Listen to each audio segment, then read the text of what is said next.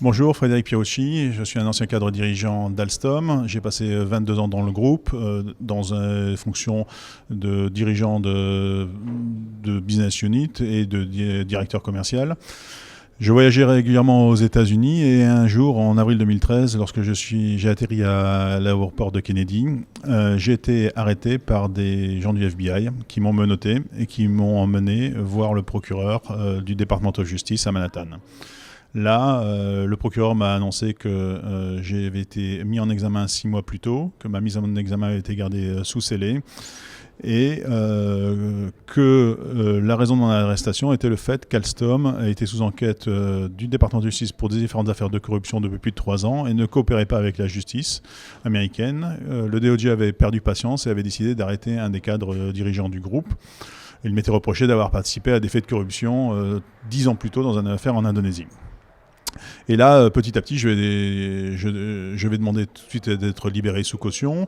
Les États-Unis vont refuser cette libération caution et donc ils vont m'emprisonner dans une prison de haute sécurité où je passerai en tout d'abord 14 mois, puis ensuite 1 an. Et derrière tout ça, en fait, c'est joué le rachat d'Alstom par General Electric, et donc j'ai été utilisé pendant toute cette période-là comme pour faire peur en fait aux dirigeants du groupe afin qu'ils vendent l'entreprise à son principal concurrent.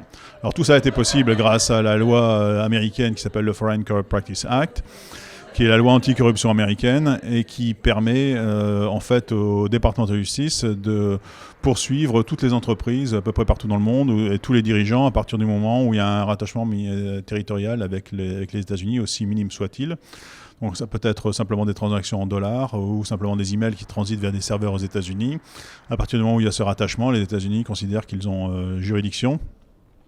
Et donc, ils poursuivent les entreprises. Alors, cette loi est devenue, sous couvert de lutte contre la corruption, un élément de guerre économique, d'armes de guerre économique.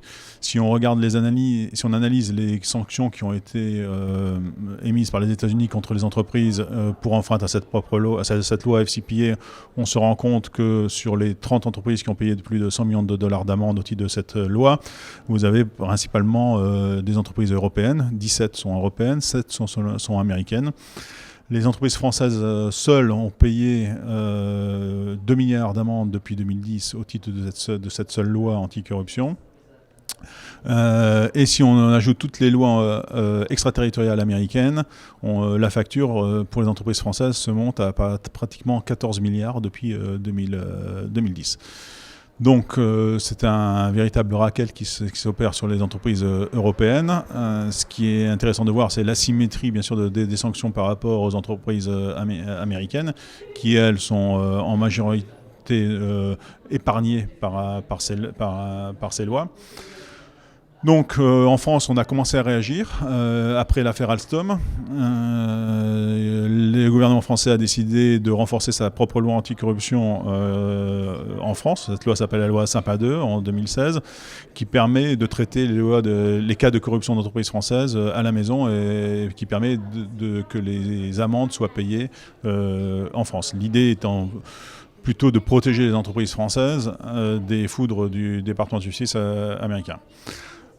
On verra si ça marche.